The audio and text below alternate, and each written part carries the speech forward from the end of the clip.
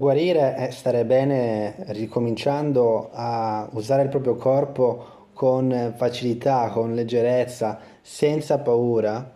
Questa è la guarigione. La guarigione non è l'assenza dei sintomi, non è portare giù i sintomi, ma gestire la paura, ovvero non farsi dettare la sua vita, la tua vita, dalla paura.